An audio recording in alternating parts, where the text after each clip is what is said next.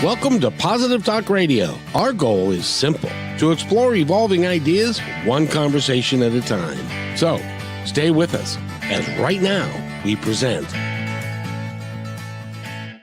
Oh, we're going to have a really good time today. I just really enjoy talking to the young lady that we're going to be talking to. And Mitch Parfit is here. Mitch, how are you?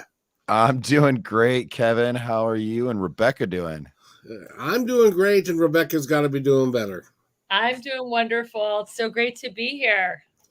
You are a really wonderful coach and mentor and teacher, and you work with women to try and help them live their lives a little bit better. And we're going to talk about that today, and your podcast and all the things that you do to help people live the best life that they can. Is that okay? I cannot wait. Let's talk about all of it and more. Yeah. How much more is there? I don't know. There's light. We're about to find out. Yeah. Well, it's really great to have you here. And by the way, what's it like to be selected a Life Coach of the Year? That is such an honor. By the way, I hope you guys can't hear my new puppy. She's playing with a bone to keep her quiet during our interview. Can you hear her? That's okay. We Very love lightly. Yeah.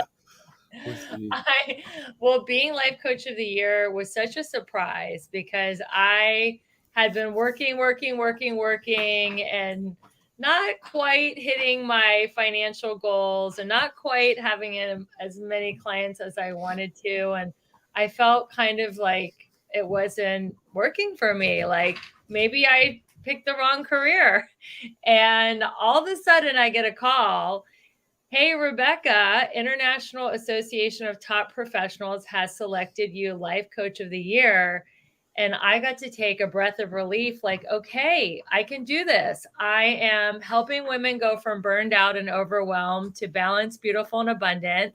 And people are recognizing my efforts and I'm being seen. And yes, I'm going to keep going down this path. And my mission is still intact. And I love helping women. So yes, it was a huge surprise. Well, helping women is nice, but men need help too. Yes, they do. Men also are overwhelmed and burned out. So my coaching and my teaching can work for men and women. And it's teaching people how to have work-life balance within 7 key areas of life. And I call them my 7 pillars of abundance. Yes, you do. And they are really they're really cool. And I'm looking at all your testimonials. You've got tons of testimonials of how working with you has helped folks get from depression and anxiety and not feeling very good about life to feeling better about themselves, about life, about how they can live in an abundant lifestyle and actually make it all work. How did you learn how to do all that? I have always invested time and money into personal development. And when I was in my 20s, I went to a class and they taught us, they called them the 6 building blocks of life. And they had 6 of my pillars of abundance. And I have always been romantically challenged up until now, which is why I teach women how to manifest their soulmate. And I added romance as another pillar of abundance. So I took these 7 areas, and every January I would look at the year ahead and I would set goals and create affirmations in these 7 areas. And I started doing that year in and year out. And then I would look back on the year, and at the end of the year, most of the goals and affirmations had come true. And I just wanted to teach other people how to do that. You know, I look at the two of you. I look at Mitch and I look at you and I go, how can you guys be romantically challenged? Rebecca, how could you possibly be? I mean, you must have a great big stick to beat men off with. Well, I do now, not to brag, but before I had what they say that my picker was broke, meaning if I was at a party with 99 healthy guys, I would pick the one who was like the alcoholic jerk. So I had what they call the bad boy syndrome or the asshole syndrome. I don't know if this is a live show where I have to get bleeped out, but yeah. So I was attracted to the bad boys, and I realized that I was talking to myself because I was a perfectionist in a very harsh, critical way. So I would attract people, men who would talk to me in a harsh, critical way. And when I started to do the transformational work of healing and talking to myself with more compassion and kindness, then I finally attracted my soulmate, who I'm now married to, who speaks to me with compassion and kindness. Now, I don't know about you, Mitch, but it's in my experience, there are, and Rebecca, I think that you'll verify this, there are a lot of women who have that same problem. They are attracted to the good looking bad boy dude that everybody else is kind of afraid of and all that kind of stuff. I guess why do people do that? I think it's all the way back from like cave woman and cavemen era, the alpha male, right? Who was confident and a jerk and intimidating to other men and intimidating. Those alpha males made women feel like safe and protected. So I think it's in the cave woman instinct to want to be around an alpha male. But now that men have evolved past the caveman era, they can be an alpha male and also have a heart and have compassion and kindness. And I think that it's evolution. You know, women are biologically programmed to go for that alpha male who's a jerk. And as women evolve and men evolve, we realize that you can actually be alpha and kind. Is it true that as women get older and they've gone through the wars of the relationships with the bad boy and the guy that it was a challenge for them to hang on to because they were dating a bunch of folks and doing all this and stuff, but as they get a little older they recognize that the bad boys are not really where the gold is? They do. I think I had to hit a bottom with it. Like, it is exhausting. I used to want to be a fixer upper, like turn the bad boys good. And I did that so I didn't have to look at my own stuff that needed to be fixed. I would just focus on fixing the bad boys and trying to teach them how to be good. And then I got exhausted. I was like, there are not enough seminars, podcasts, even positive talk radio didn't work. Like, nothing I did could make the bad boys good. And I just said, you know what? I think it's just a lot easier to find a nice guy than to try to be on a rescue mission all the time. So, Mitch, has that been your experience? Has that ever happened to you that you? Well, I don't know how to put that exactly. What's your experience been with the other side, with women? With picking women? Yeah, with picking women and having them pick you. Is there a certain way that you have to act or feel like you have to be, or can you just be a genuinely nice guy? Oh no, I mean, I think that for me personally, I mean, I just try to just be myself. I don't know, just be transparent, try not be something that I'm not. But I believe in just being kind and loving to everybody. I'm not somebody that tries to be mean. I've never utilized, I guess, being that kind of guy to try to get somebody. But yeah, I mean, I'm on the other side, on the flip fence for what you're saying. I definitely have had a track record of not picking the greatest girls, women, that, if you could say that. I used to I feel like did that little bit of that fix feeling where I'm like, oh, you know what? I would see these different red flags or these flaws, and it was like, well, I'll get through it. I'll deal with it, or we'll figure it out later, kind of thing. And then you go too far, and then you feel stuck, and then you're like, oh no, you're like, what have I done? kind of thing. If that makes sense. And I've done it well too many times. So I feel like I've been in the same boat a little bit with that. And I don't know what it is. I don't necessarily always pick the really super nice, kind girls. It ends up being the opposite. And then it doesn't work out well for me later down the road. You have the bad girl syndrome. Yeah, I do. I do like a bad girl, and I hate it. I mean, I don't know what to do about it, but well, and then you got guys like me. What happens to me is I get put into the nice guy, good friend category. So it's like the friend zone. Yeah, the friend. I'm in the friend zone. For most women, because I've always been, nice and easygoing and all that kind of stuff, and somehow it just doesn't resonate with most girls. You're a listener. They'd go to you and you know you'll listen and you'll do what they want. But we end up talking about the bad boy when I'm listening. It really drives. And Kevin's like, why can't I be the bad boy? Exactly. It just didn't work out for me and stuff. So I get where you're coming from, because until you can solve that problem, you're going to be going through, a same guy in a different suit. And it becomes a real big problem over time. Yeah, I mean, you are the shoulder to cry on. I think women have to really just realize that life is too short to either get treated like crap by a bad guy, or they realize it's just life is easier when there's no drama. I used to be a drama addict. I used to think I have drama, therefore I exist. And I thought a drama-free relationship was boring.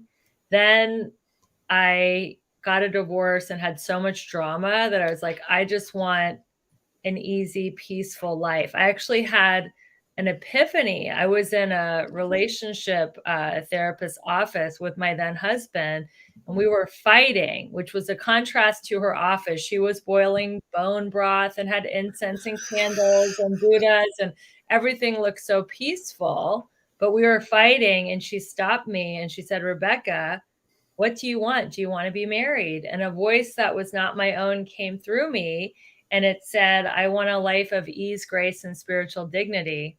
And I knew in that moment that I had to get out of that marriage, and I had to either just be single and have a peaceful life. I was good with that, or just only have relationships that were peaceful.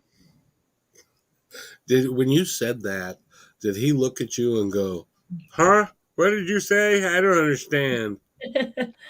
Yeah, I don't think he understood. He didn't understand the writing was on the wall after I had that epiphany.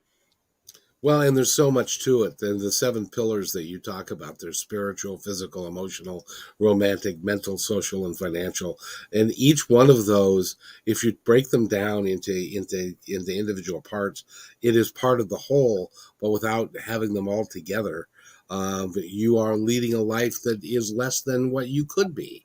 And I'm glad that you are working with women to help them understand all of those concepts, because it's important that they live their life. We only get to be here for a short time, and we might as well relax and enjoy life, because we're not getting out of it alive anyway. So you know what I mean? Yeah, I think that we take it way too seriously. And I think of having a human incarnation like a vacation. When you go on a vacation, you know your vacation has a beginning, a middle, and an end. You know that you're going to have experiences, some good, some bad, hopefully mostly good. And you want to actually enjoy the vacation while you're there. That's why you went on vacation. Well, the same is true of having a human soul. We get to come into planet Earth and take on a body for a little while, and our lifespan has a beginning, a middle, and an end, and then we go back home. So we might as well enjoy our vacation while we're here. I agree 100%. How about you, Mitch?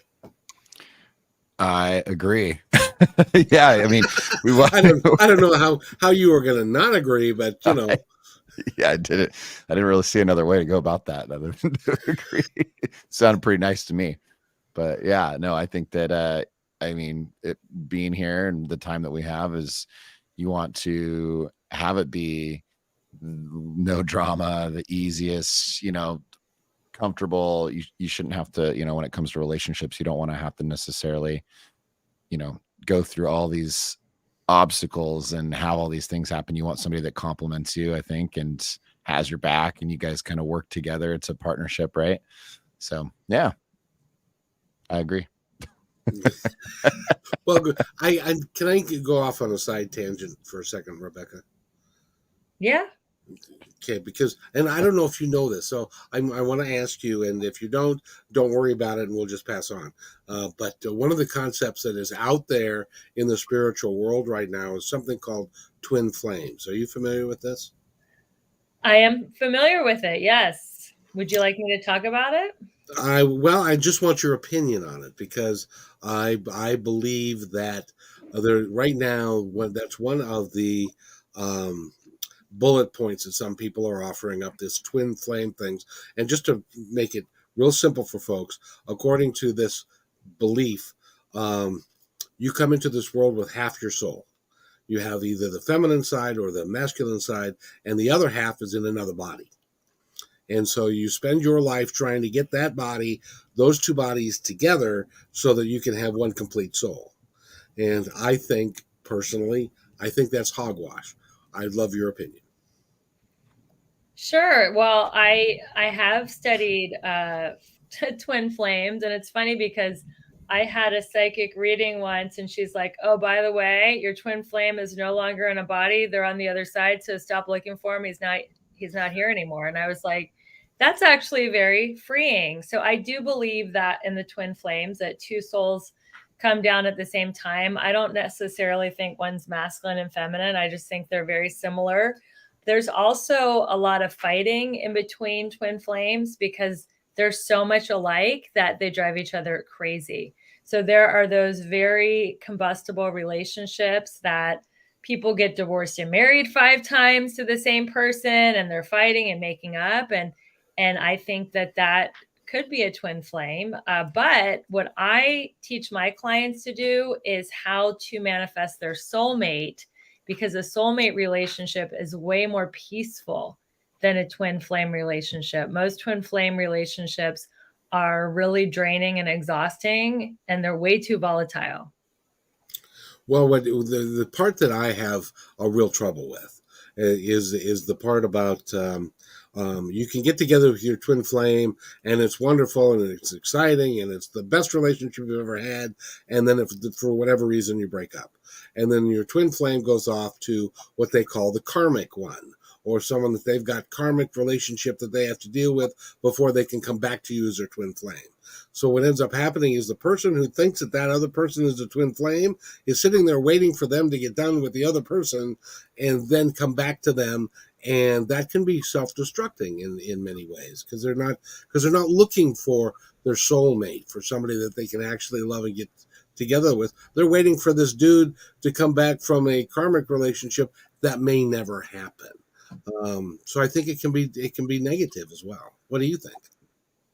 I don't think you should wait for anything. I don't think you should wait for money. I don't think you should wait for love. I think that we are in the action business and God is in the results business. And if you have goals and dreams, you take massive action and then you let go of the results. And I really believe that having a relationship with a soulmate is better than a twin flame, because like I said, the twin flame relationship can be very volatile and a lot of fighting and exhausting, and having a soulmate relationship is peaceful. So my definition of a soulmate is just someone that you have had a connection with in a past life, and there's just an instant familiarity, whether that is a soulmate friend, a soulmate romantic partner, even a soulmate dog. I know I showed you guys my dog right before we hit record, but you could have an instant connection with a pet. So it's just a connection that is very present, and it's an instant familiarity with someone, even though you just met them. Oh, I agree. And having a soulmate as a pet is even better, because pets always wag their tail when you come home. I can't say that about my significant other a lot of the time. So, Mitch, do you have a pet? I do. Yes, I got my dog. He is super loving. I've never thought of him as a soulmate, but but he's beyond excited to see me all the time, a little too much. Why does he pee Sometimes. on the floor when you come in the house? It's like, I'm so excited. Oops, I didn't mean to do Oh no, just like, I mean, and part of it's like he just knows there's like little triggers. Like if I put my shoes on, he knows I'm about to leave. So then he starts freaking out. He'll follow me all around the house. And if I'm in a hurry and I'm trying to get somewhere, and he's like, he'll follow me down the hallway, and then I walk back down the hallway, and then he's running down the hallway, and then he's back. And I'm like, I need you to get out of my way right now. But he can't, he's very, very codependent. He cannot be without me. The benefit to it is I'd never have to put him on a leash unless it's required, because he won't go more than 50 feet away from me without coming back to me. So he definitely loves me a lot, and I love him too. He's a great dog. Puppies are the best, and dogs are wonderful. I'm glad you've got a Labrador. They are the best, in my opinion. I agree. They're great dogs. They really are. How are your throwing skills? They're pretty good because I was a college tennis player, so I can throw the ball. Very nice. Yeah. So we know what you'll end up having to do, since you're a tennis player. You take your tennis racket and you get a golf ball, and you go to a place that's got a big field, and you hit the golf ball with your tennis racket, and that dog will run until he cannot run anymore. I've never thought of hitting a golf ball with my tennis racket. I'll have to try that. The only problem is there's not many spaces. I live right in LA that are big enough for that. The parks are kind of small. Oh yeah. Well, I had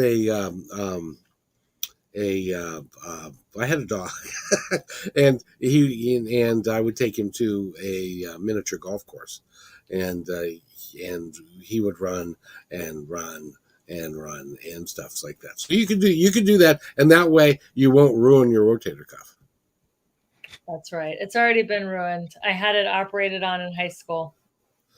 Oh, in high school? Mm-hmm. From tennis? From tennis, yeah. Was that your right arm? It was my serving arm. Oh wow. Oh, no. Oh well. So anyway, let's get back to your work. And first of all, by the way, I wanted to mention that you also have a podcast. I do. I have a podcast called The Balanced, Beautiful, and Abundant Show. And each week we have an expert in one of the 7 pillars of abundance give you tips, tools, and strategies on how to get that area of your life to a level 10. And I'm so proud that we made the top 1.5% in self-help and global rankings, according to the Listen Notes website. So I'm super excited about it. Congratulations. Awesome. That's really cool.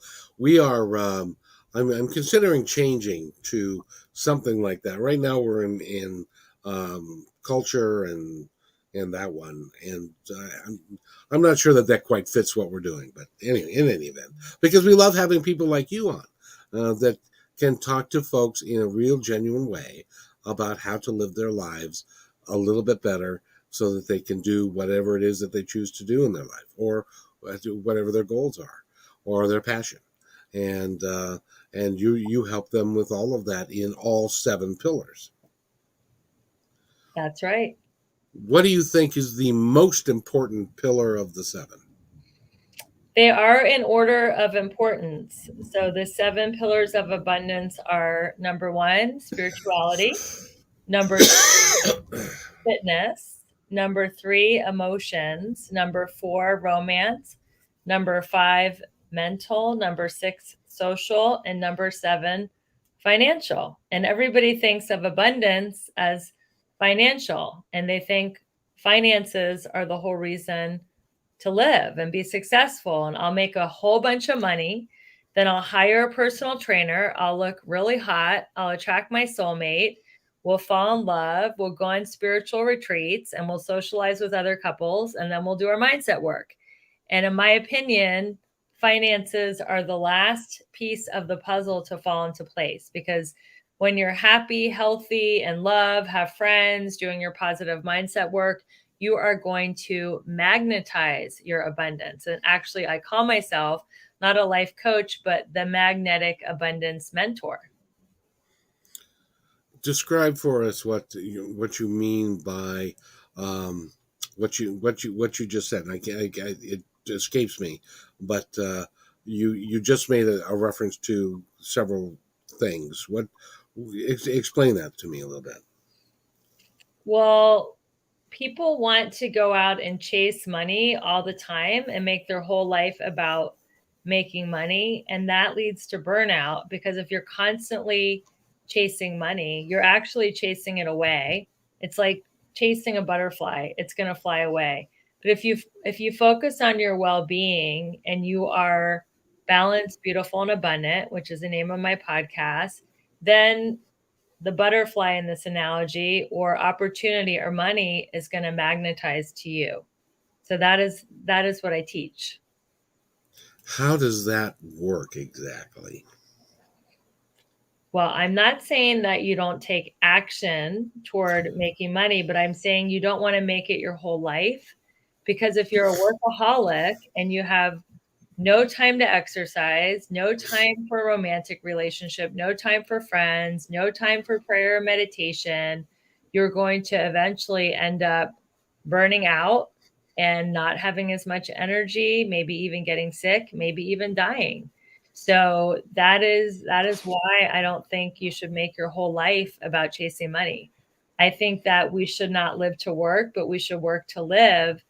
And it's all about having a quality of life now. It's not about putting off everything to retirement. Like, I'll just work till I'm 65 years old, and then I'll retire and have quality of life. I'm saying you should have quality of life now.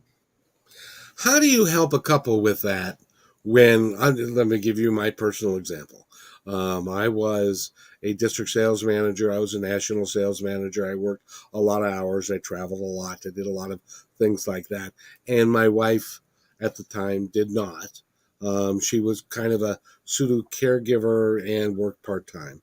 And when I got to a point when I said, "Is this all there is?" and I really want more in life, and that's when I started doing the radio and started Positive Talk Radio and all of that. That wasn't on her agenda, because it didn't work out particularly well if I wasn't going to be the breadwinner who brought in X number of dollars, and so that she could live the life that she wanted to live, which was not really very stressful, and she could do whatever she wanted to do. How do you help a couple that's going through that to get through it? Or is there a point in time, like in my life, when I had to say, well, she said to me, "This ain't working out anymore." so give us some thoughts about that. So there's different styles of relationship. You were in a gold digger, sugar daddy relationship. I don't know what you're talking about. Or a gold digger is someone who wants to not work and just exchange their looks and their sexuality for money. How did you know? And a sugar daddy is someone who feels that they have to pay for emotional and sexual security because they don't have the time to go out hunting for it because they're too busy working. So that is the style of relationship that you were in. What I teach people is how to be a power couple. A power couple is two people that have careers, that are making money, that have big goals and dreams, and they are complementing each other, like Jay-Z and Beyonce, or Michelle and Barack Obama, or George Clooney and Amal. I mean, there's many examples of power couples, but it is a newer thing. For centuries, it was men will provide financial security and women will provide emotional and sexual security. But now that women are in the workforce and they know how to achieve results, now the new thing is to be in a power couple. And if you were with someone who was also really excited about her goals and dreams, she would have been more supportive about you doing Positive Talk Radio. That's the interesting thing is I'm a little older than you guys, and so in my day, uh, kind of hate to say that. In my day, the way it was that men went to work and women tended to stay home. Both my mothers and my mother and my mother-in-law never worked a day in their life. They all stayed home, and dads went to work. And when they were done with work, they wanted nothing to do with the family or the kids or anything. And that was kind of the role model that was alive back then, and it really wasn't very successful even back then for them, because they didn't lead their. My dad felt stuck in what he was doing for 40 years and couldn't get out of it. So did my father-in-law and stuff. So it was kind of a waste of life, and I'm glad things are changing now. It does feel like a waste of life. And one of my favorite shows from the 90s was Married with Children, because it kind of made fun of that old paradigm. How, Al Bundy was stuck selling shoes, which was something he didn't like, while his kids and his wife were just gallivanting around. So it's not a good paradigm for men or women. Have you ever been a lady shoe salesman? I have not. I've Oh, bought don't. shoes. It's a horrible way to make a living, I'm telling you. But because I was that for when I was a kid for a period of time. Anyway, Mitch, what do you think of this discussion? No, I mean, I'm on board with the whole. I am somebody that looks for that power couple thing. I can't. I've never had a successful relationship that wasn't.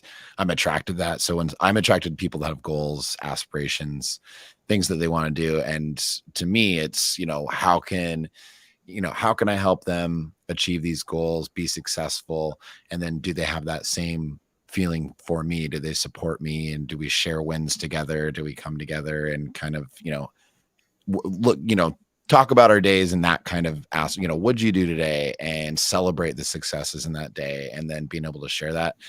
And I love seeing somebody else reach their dreams, just anybody in general, and then especially in a relationship. To me, that's something that I'm very attracted to. So when you say that, yeah, you teach people and all these different things, and you said power couple and how that resonated with me anyway. So I love hearing about that kind of stuff. I do see other relationships out there where you got one that's doing all this stuff, and then you find a lot that the person that's maybe doesn't have these goals and dreams, or they're just very complacent with where they're at. You'll find either they, depending on the other person maybe and how much money they're making, I don't know, either they're complaining about how much they're working, or if the other person's making a bunch of money, then they don't care. But then it's not a really strong relationship. It's just it's just like I don't know, it almost seems like a contract, at that point. It's not really like anything that's going to last. At some point it's going to break apart. And it's just a matter of time. At least that's my opinion. Yes, Rebecca, what do you think? It's transactional. Yes, that's the perfect word. It's completely transactional, and it's objectifying of the other person's humanity. It's just about an exchange of goods and services. And I think as humankind evolves, we are going past that. Just, I'll provide the money, you provide the sex. I mean, that is really, it's like legalized prostitution, if you ask me. Super unhealthy. Yes. Huh? No. You all right, Kevin? No. Well, are you calling my mother a prostitute? No, I'm kidding.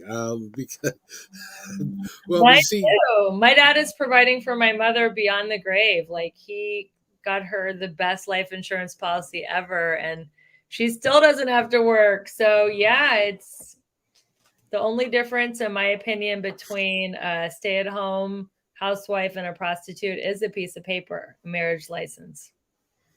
Well, and unless that particular person is really loves doing that, but I agree with you. My mother never worked a day in her life, and except she would go play bridge, and she could go bowling, and she could do stuff like anything that she really wanted to do. But it wasn't really satisfying for her, and so, but that's all she knew. Um, and as far as being a prostitute, they would have had to have sex for that to happen. And you're not going to ever convince me that they had 3 kids, and I think that's about it. Well, there you go. Well, we have 3 generations represented here. We got baby boomers, Generation X, and what do you mention? Millennial? Millennial, yeah. Yeah. So we got 3 different points of view. It's a very interesting talk show for that reason. Well, but I really appreciate what you're doing for people, because you're trying to take old people like me, and or people that have that old mindset, that old way of thinking, and try and updating them so that they can change how they're living, because it will make significant changes in their life. Yeah. Rebecca, I have a question. So do you find, while we're speaking about the different generations, do you find it, with your teachings and the different things that you do you find it more difficult to align somebody or to teach or show them the things that that we're talking about that are in an older generation? Do you feel like or do you find it harder with younger generation? My thought is I would feel like sometimes older generations can get very, no, I don't want to change. They don't embrace change very easily, but it can really apply to a lot of different people. But what do you find when it comes to that?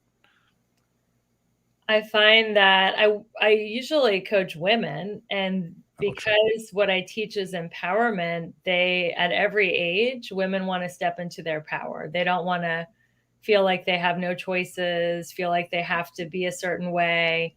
And they are both, I have coached women from every generation, Generation Y, millennials, all the way up to baby boomers, and they want to feel like powerful. So they're all pretty open to learning. They're not resistant. Well, I guess too, I didn't think about it. If they're reaching out to you, they're probably searching for, they've already committed to making a change. So have you ever observed maybe somebody though, and maybe sought out somebody, that didn't come to you, and you were like, hey, check out my website or my blog, or you might, listen in on my podcast or whatever. Do you do that often, or?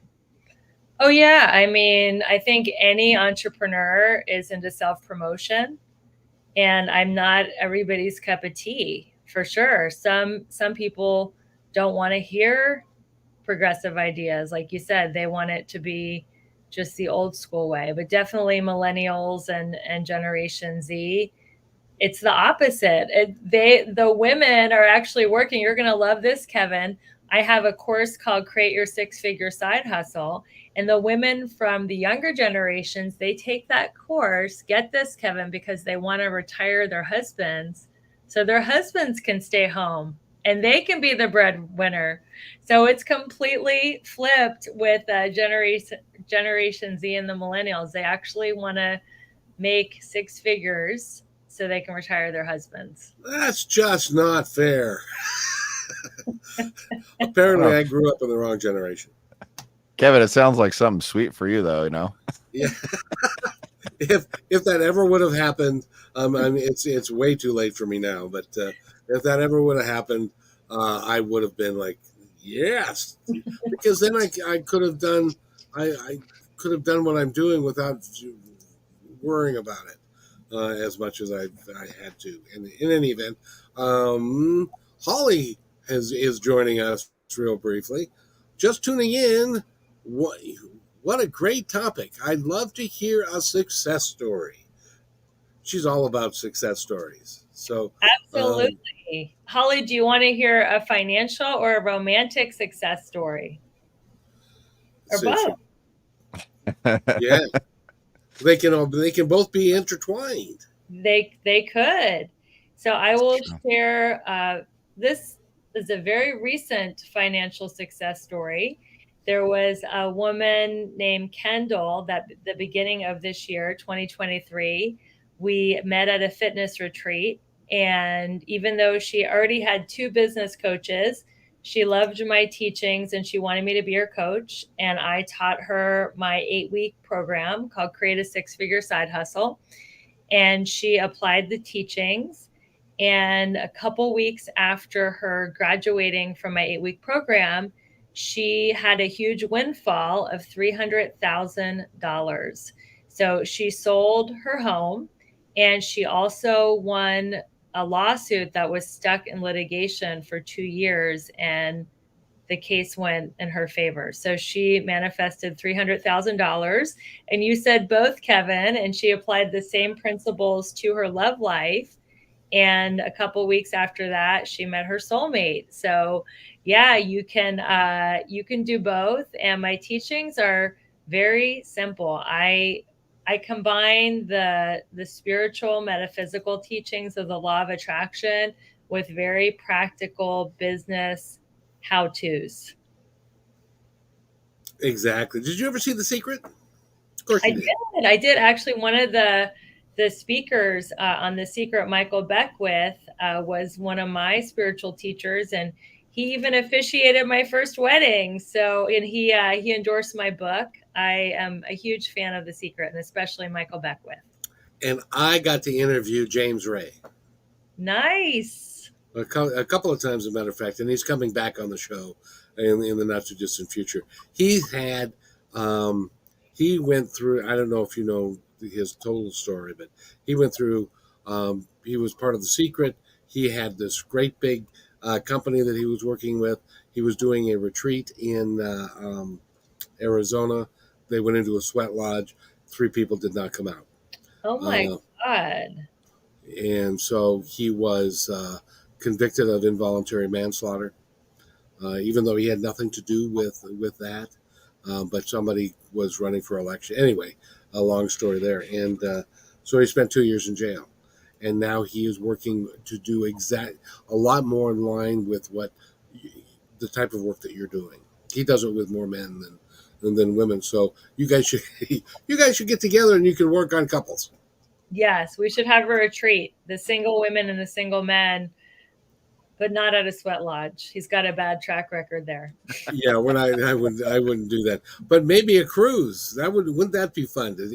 If single men and single women who are interested in a different way of living, a different way of being, and they went on a cruise, and I'll bet you'd find couples that came out of there, and maybe even some people that got married. There you go. I think that was a show in the 70s called The Love Boat. Boy, you are dating yourself. I am. That was for you, Kevin. Thank you very much. The Love Boat with Gavin MacLeod and jeez. That was and Fantasy Island. The plane was right after Love Boat. That's right. Mitch is going, I can't believe these people were watching the show when it was in its first run. Mitch, have you ever seen The Love Boat? But it's been a long time, and obviously it was from my parents. But did you ever see Gilligan's Island? Oh yes, yeah. I saw the very first show on TV of Gilligan's Island. Oh, you wow. saw the pilot episode? That's amazing. The pilot episode in the 60s. Yes, sir. I'm older than dirt, I'm afraid to say. But in any event, what would you I'm glad that you are here. I'm glad that you're working with women to achieve all of the 7 pillars of success, because don't you find that one falls, then they all tend to fall, because they're getting the understanding of how it actually works? They're like spokes on the bicycle wheel. You can ride a bike with a couple broken spokes, but eventually the bicycle wheel is going to fall apart. So I actually have a free quiz on my website, RebeccaElizabethWhitman.com. And you can take a snapshot of your life in these 7 key areas and see which areas you're crushing it in and which areas need a little bit of support. And I have a free women's circle on Tuesdays at 12 Pacific, 3 Eastern, where you can come in and get some coaching, community, and accountability so we can help the areas that are not doing so well get up to a level 10. Go to a circle if you can find one, and I would highly recommend yours because it is a remarkable place for people to get together and can communicate in a very real way, honestly, and take care of each other. I applaud you for that. That is, I love this. I love circles. Going into the circle and doing that stuff. Yeah, I think people are really lacking community. We're in a very high tech era, and the internet was supposed to create the World Wide Web and connect everyone. But ironically, people are isolating behind their technology and they're hiding behind it. So I think live events, circles, Zooms, any kind of community that you can find that helps you feel connected is really important for your mental health and well being. I agree with you 100%. So much so that we're just starting something called Positive Connections, and that's in a Facebook group that we are putting together, and so that people can get together and talk to one another in a real way. By the way, we've been talking with Rebecca Whitman. Let's go over your numbers again so that people know how to find you, because sadly we've run out of time. Well, I'm not giving out my phone number, but I will give out my social media. Well, Mitchell put out his phone number. I know. Are you single, Mitch, or are you still? It's out there. I mean, you can find my phone number online. I realized that. I realized the other day my phone number's on way too much crap, and I'm like, man, I'm surprised if I was like, it's on my Facebook, it's on like my different stuff. I'm like, man, I should probably like reel it back a little bit, mostly just because I don't know. That's probably why I get random text messages that are spam stuff so much, and I'm like, how in the world? Like, I'm looking at my phone. I got one right now. It's just like so. But no, website to reach you. Yeah, so you Rebecca. can find me on my website, RebeccaElizabethWhitman.com. That's Elizabeth with a Z. You can find me on Instagram, Twitter, Clubhouse, Threads at Rebecca E. Whitman. And Kevin and Mitch will be sharing my link tree. On my link tree link, you can find out how you can attend the Women's Circle and more events that I'm going to be doing. I'm going to be doing a really fun event in December. It's a spiritual singles convention in LA called MATE, M&8, where spiritual singles can find each other. And I lead a lot of virtual summits, and eventually I'll be leading international retreats. So definitely keep in touch with me. And I can't wait to help you reach your goals and dreams and help you go from burned out to balanced, beautiful, and abundant. And you can do that. You've got proof. I know you do. Yeah. Beautiful website too, Rebecca. I love it. Thank you. I want to thank you for being here. Will you come back and see me again? I will definitely come back and see you. Can't wait. I appreciate it. By then, I'll come up with another show that's even older than Car 54. Where are you? Never mind. Anyway. Oh boy. I want to thank you for being here, Rebecca. And Mitch, thank you for stepping in. You've had a meaningful impact on the show, and I really appreciate it. Oh, thanks for having me. And it was a pleasure meeting you, Rebecca. It was a pleasure meeting you. And you guys are a great team. I like the banter back and forth and the different generations. And it is really a great synergy you guys have. Thank you. Well, thank you, my dear. And I look forward to seeing you again, along with Mitch. And I can't get him to he wants to do his own podcast. So that's what he's going to do next. So, but I want to. I'll still be on here. Okay. Well, that's Kevin good. thinks I'm going somewhere. He's so scared. Yeah. You can have multiple podcasts. Yeah. Yeah, I live that way. I'll have Kevin on my podcast and I can drill him. You can, yeah, he's going to have bourbon on his. So, that'll be. Anyway, Rebecca, thank you for being here, and go to your website one more time. RebeccaElizabethWhitman.com, and that's Elizabeth with a Z. And I'm really excited to keep in touch with your listeners. So don't hesitate to reach out to me if you need support in any of the 7 areas of life. Thank you so much for being here. And we've got another podcast that we're going to be doing real shortly, with Jerry Sargent, who is a healer and does some really unique things. So we're going to be coming back with that here in just a couple of moments. But in the meantime, thank you, Rebecca, for being here. And wait right where you are. I'll be right back.